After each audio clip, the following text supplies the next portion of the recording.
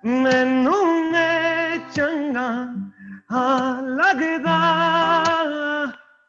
ऐ असर तेरे होण दा मैनू मैं चंगा हाँ लगदा ऐ असर तेरे होण दा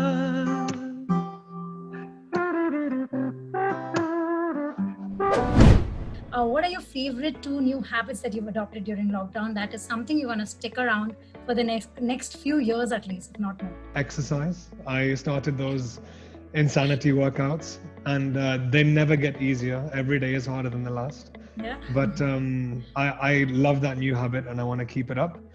And second habit, I think, has been I've done a lot more reading in this lockdown. One book I'm enjoying at the moment, which I keep on telling people, most people have read it, but if they haven't, is a book called *Sapiens* by Yuval Noah Harris. I think that's how you say his Okay. name. It's an absolutely incredible book. It changes the way you look at human beings and the way you look at our Wow. planet. You realize that we're all just animals and we're all just doing our best to survive. There's a book that I started but didn't get the chance to get very far through yet. It's called Ikigai. Okay. Um, it's more sort of like philosophical self-help stuff. I'm enjoying those. In fact, I'm going to give you a third one as well. I'm sorry. I'm a big fan of Paulo Coelho, who did The Alchemist and things like this. Yes, I we have all rediscovered. read it. Yeah, I rediscovered one of his books, which is a book of short stories and anecdotes. It's called Like the Flowing River. What's your source of inspiration when you're traveling? Is there any place that you've discovered to yourself like that's going to be my place when I go pack myself back out of the music, work, and everything? I think I've always loved LA. I visited LA a few times, and there's some magic in that city that whenever you go there, you just feel like, wow, uh, I'm in another world. I love the city. There's such a buzz there. I think last year I got to visit Himachal Pradesh for the last time. Wow. I was doing a TV ad, and we were driving cars through the hills, and I realized that, well, the mountains in India are really special, and Yes, indeed. I'd like to spend some more time there as well. Your Then if you're favorite traveling, food? Are you a foodie? Do you like I'm a yeah, massive foodie. I'm a Punjabi? massive foodie. Yes. I'm a huge foodie. Is there any particular thing not you like to eat but you like to prepare? Are you a good cook? I don't like to say myself that I'm a good cook, but I really enjoy cooking. I'm a Yeah. master chopper. I'm a good sous chef, I think. I'm a very good sous Yeah. chef. Um, okay, so two things that I make really well. One is desi chai. I love tea, so I make Indian tea very, very well. I enjoy making healthy food, like your mixed vegetables and your grilled chickens and things like that. I enjoy doing that because it's quick and easy, but you feel as though you're doing something better Yeah. than you are. Since you are into the music world, Punjabi music and all, Bollywood must be something very quite close to you. So any two good Bollywood pick? Quite cheesy, but this was my absolute favorite Bollywood movie as a child. It was Maine Pyar Kiya because Yeah, Suman, it's I all think, about. was I remember telling my mom, I must have been about 5 or 6 years old, and telling my mom, I want you to find me a wife like Suman.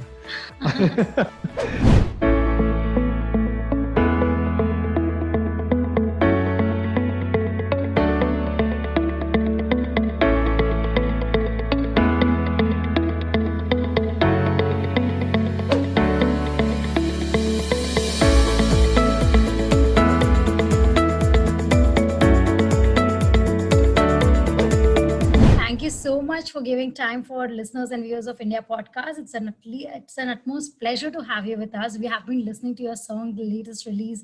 Asar was one of that, and I think it's quite melodious to come back to listening and talking to the person who's created such an amazing track for us. So thank you so Thank much. you.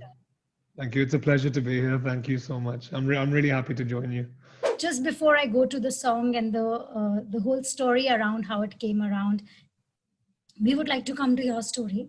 Can you tell us a little bit on your journey in the music world? So when I was very young, I used to sing in satsang quite a lot. My family used to attend a satsang, and it was mostly in Hindi and Punjabi. And me growing up in Birmingham in the UK, I only sang in English, and the satsang needed English singers. So when somebody young and quite chubby, which I was offering to come forward and sing, they gave me the That's very opportunity. Yeah, so it started there, and after that, I kind of realized that I really enjoyed this. I was no longer doing it just for a little bit of fun or a bit of spirituality. I found that whenever I was singing in front of an audience, even if that was a spiritual audience, it just did something for me. It gave me like an outer body type of experience. But I was always into like being an entertainer when I was a kid. I used to love drama, and I went to a stage school.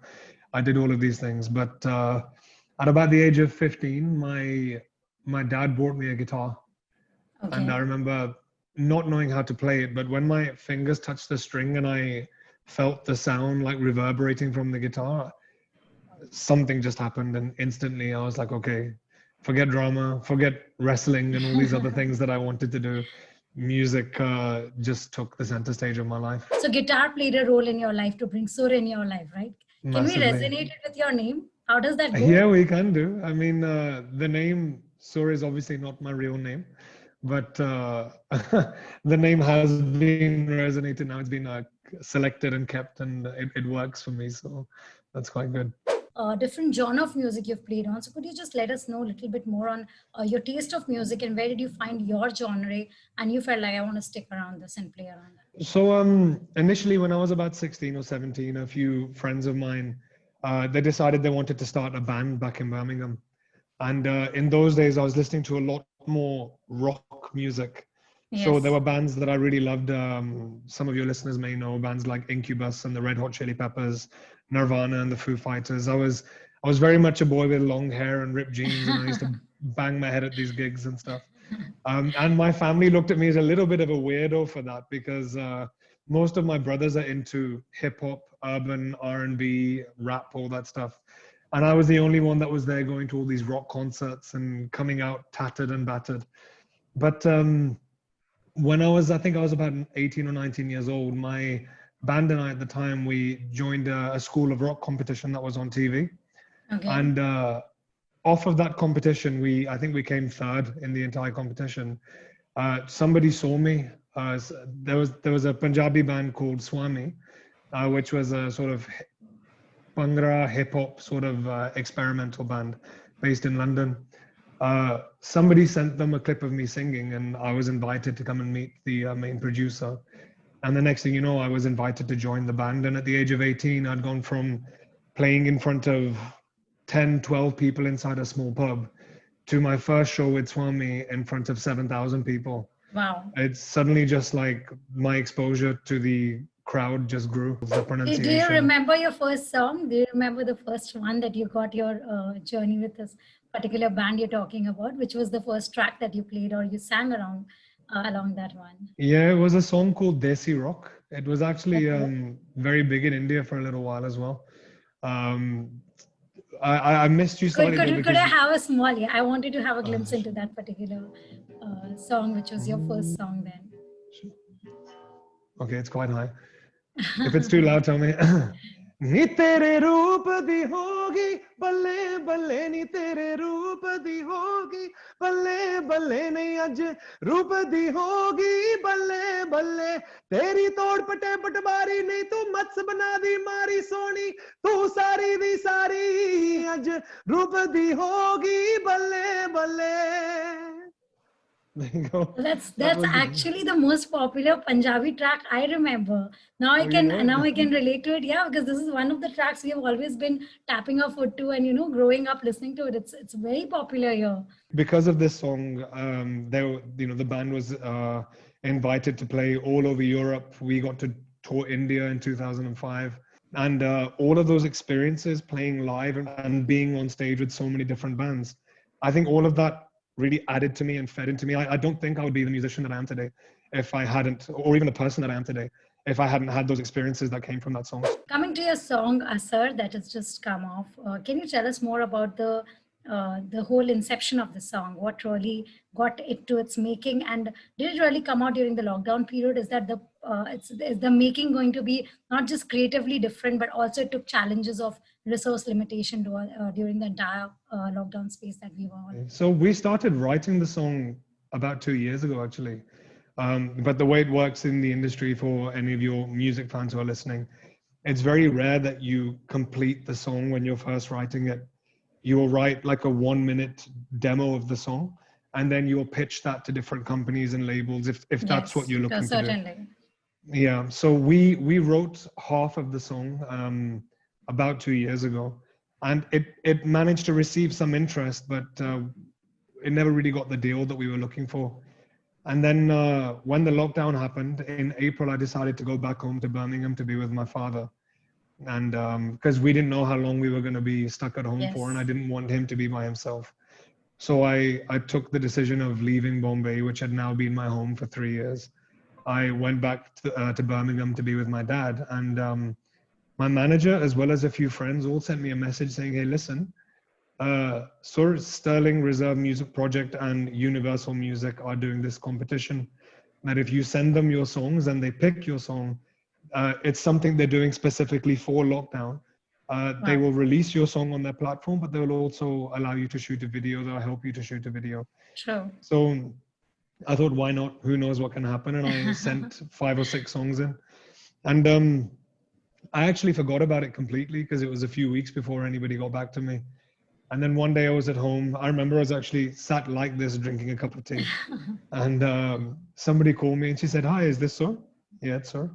This is so and so from Universal just calling to say that your song, Asa, has been selected as a finalist for this competition." Wow. The next day, I had to audition in front of Devraj Sanyal, who is the MD of Universal Music India, and Shansa, who is one of Bollywood's greatest voices. So Yes. I had no idea that I was going to have to audition for this. So the next day, I got my guitar, and it was a similar situation to this. A Zoom call happened, and I auditioned the song for them, and I remember being very nervous because That was a virtual audition? it had Oh to my be. God, how can you do that? That's so Yeah. rare. It's Oh, very wow. rare, but I think now with the situation we're in, these things are becoming more normalized. So I did the audition, not knowing how it went. It was a real pleasure to speak with them. And the next day they called me and said, "Okay, congratulations, your song is releasing with Universal." But I don't think they knew that I was not in India. I was actually in England at the time. So when they got to know that I was in Birmingham, they were amazing. They set up a fantastic team for me to communicate with online, who are Wow. available to me around the clock. I ideated the concept for the music video. I wanted to tell this story about this couple. While the shoot was going on, we were hearing a voice in a speaker from India telling us, "Acha, ek aur shot de do, bas sur Oh thoda my aur God. emotion." It was, and we were having to like stop and look at the screen, see what they were telling us. Given that there's a pandemic going on and there's a Yes. disease, there's an illness, we had to act very closely with people that we'd never met before. I'd met this actress in the video, Anaya, who did a wonderful job. Before actually coming on to the set, she had to take a COVID test. And that too, because we originally had another actress Okay. who 2 days before the shoot was originally supposed to happen, she tested positive for COVID. Oh my God. Yeah, and we're very lucky that she took that test and we discovered because 5, 6 people shooting inside a closed space, it could have been Yes. very dangerous. Coming about the genre, not just the genre of music, but also independent music. I mean, you have been talking about how the struggle is in the industry to go for looking for a producer or a backup by a company, any Mhm. label for that matter. Do you think independent music has started taking more prominence today because of the availability of various channels that we can have and the digitalization of the world? I mean, I would always be interested in tying up with a Hollywood producer or Bollywood producer, not for any other reason than just that I want all of those experiences, and those are benchmarks when you're a musician or an artist. No matter how arty we try to be and how independent we are, most people would love to have those experiences, and I, of Okay. course, would. But having said that, when I first moved to India, maybe I was ignorant. I was surprised at how big Bollywood and Punjabi music were. And Okay. I was disheartened to see, I was quite disheartened to see that this country, especially the cities that I've lived in, like Delhi and Mumbai, there are so many phenomenal, fantastic independent musicians. There are brilliant Yes. singers, brilliant musicians, and they don't get the attention that they deserve. Yes. If they, It is it's very tough. actually, I would say it's harder for them because they don't have financial backing.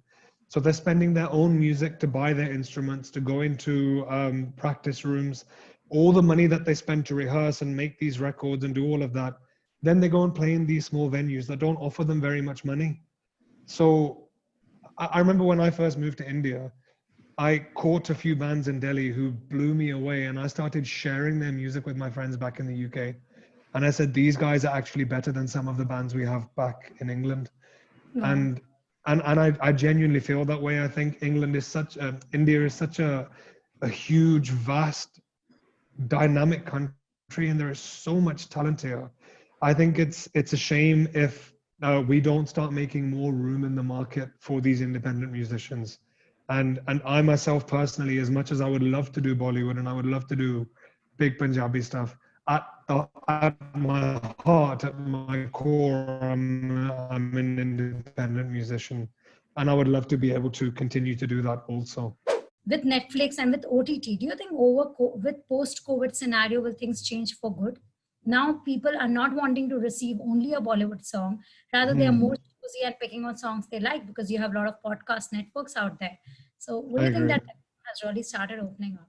I think, like you said, you mentioned with Netflix, because even in terms of Indian content that's coming onto Netflix, because there are less gatekeepers and there are less people demanding what needs to be created, you're getting a lot more artistic styles of shows. Just take a look at shows like Mirzapur or Sacred Games and things like that. They're so artistic that they don't require a big Bollywood singer or a Bollywood composer. Now local independent musicians are getting the chance to feature in these things. So I would hope that this trend continues, and I really feel strongly that I'll share something small with you, like one of my personal desires and challenges. I grew up in Birmingham. I grew up in England, where black music was so good.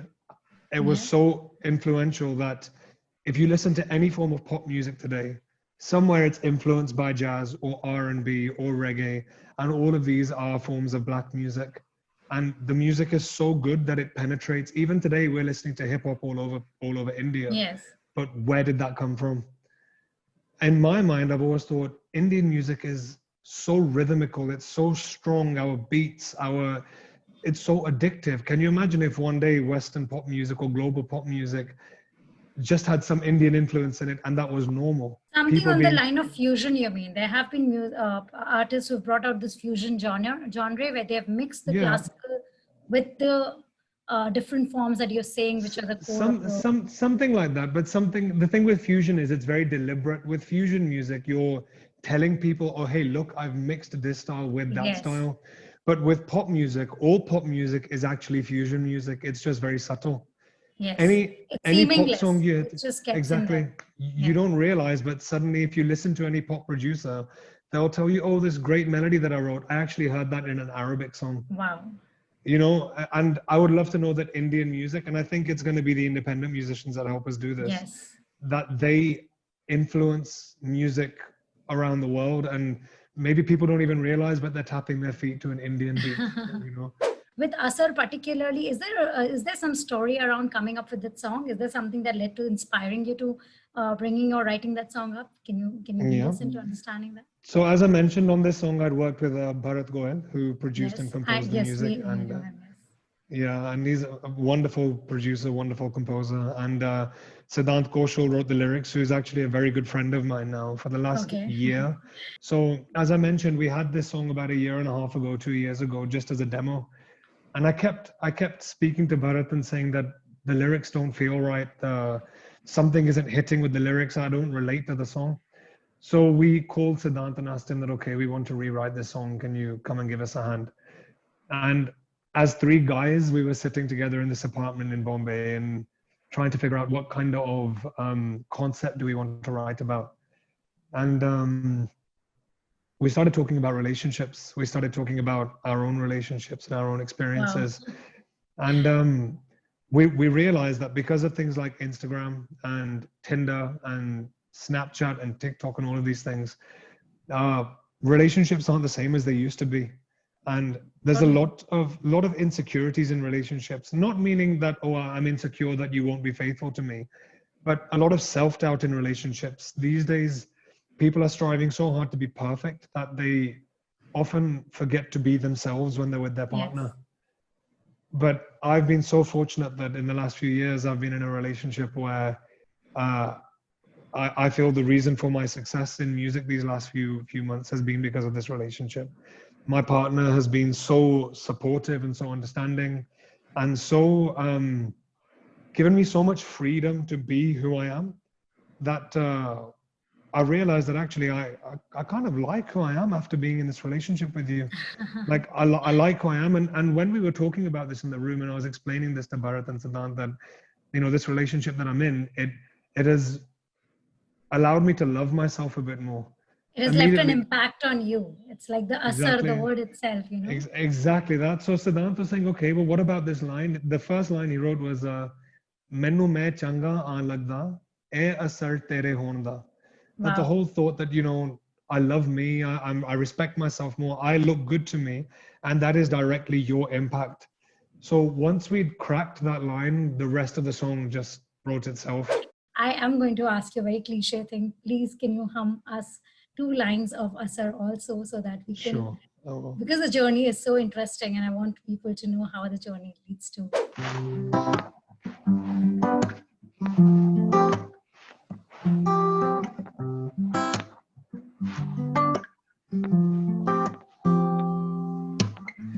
ਹੁਣ ਨੀ ਸੁੱਟਦਾ ਜੀਨਾ ਲਾ ਕੇ ਸ਼ਰਟਾਂ ਰੱਖਦਾ ਹੁਣ ਤੇ ਲਾ ਕੇ ਹਾਂਜੀ ਕਿੱਦਾਂ ਪੁੱਛਦਾ ਕਿ ਗੱਲਾਂ ਬਾਤਾਂ ਵੀ ਸੁਣਦਾ ਬਹਿ ਕੇ ਕੁੜੀਏ ਨਿਆ ਮੈਂ ਹੋਇਆ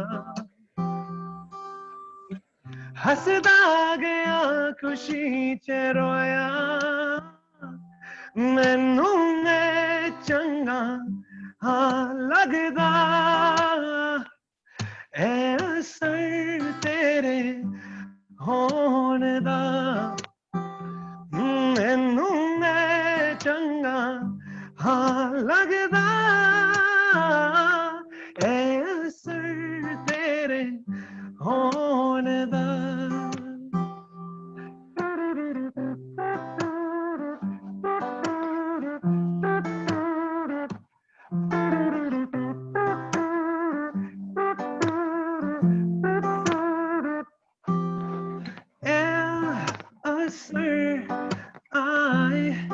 ਇਹ ਤੇਰੇ ਹੋਣ ਦਾ ਆਈ ਦੋਹੇ ਅਸਰ ਆਈ ਇਹ ਤੇਰੇ ਹੋਣ ਦਾ ਆਈ ਇਹ ਤੇਰੇ ਹੋਣ ਦਾ This does not need anything. It's just like a full pack song. There's no need of any more production to it. It's just like a proper, it's more than a cover song that you're saying. Like, are you going to stick around the Punjabi forte only? Are you going to look into adapting to new lingual there? Or what's the kind of thing you're looking at coming right away? So I actually wrote 5 or 6 ballads in Hindi. And I realized that I love the Hindi language as a language to sing in. But after moving to Bombay, I realized that Punjabi came more naturally to me.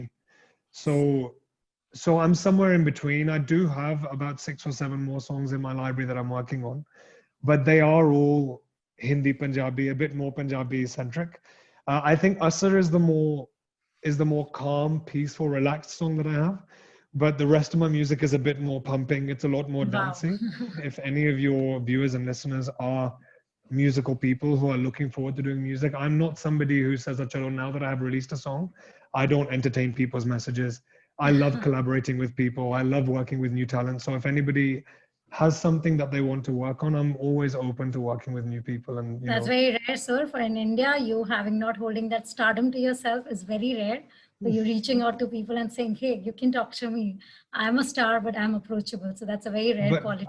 I've been in that position of approaching people and saying, hi, sir, please check out my voice. And in my head, I've thought, if these people just listen, they'd understand that I have something. It really helps.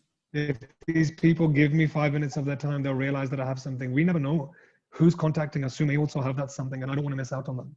Thank you so much. It was an utmost pleasure. Well, thank you very much as well for having me. I've really enjoyed talking to you. It's been a really pleasant and easy chat. So thank you for that. Yeah. And yeah, we've I hope spoken a you lot. finished your tea. Which one was that? Because I've been quite wanting to have it. I'm not able to move from my chair. I'm like, It's oh, it's tulsi, it's tulsi and ginger because I'm trying to keep my throat. I've done a lot of talking over the last few days and a lot of traveling. I drove from Mumbai to Delhi and just got to Delhi yesterday. you So drove from Mumbai to Delhi? yeah, I have 2 dogs with me and I couldn't put them onto the airplane, so I took a car and stopped in That's Udaipur another for new normal habit. I'm going to put it out that way. That you drive through the places now because people yeah. have no option. बहुत बहुत धन्यवाद, बहुत बहुत शुक्रिया. Thank you so much. आप एक दूजे के लिए ख्याल रखना, संभालना एक दूजे को. कोशिश कर लो अपने आप को खुशी रखना. I don't know how if I'm saying this correctly or not. गाने सुन लो, movies देख लो, थोड़ा exercise कर लो, और keep watching this podcast and having fun.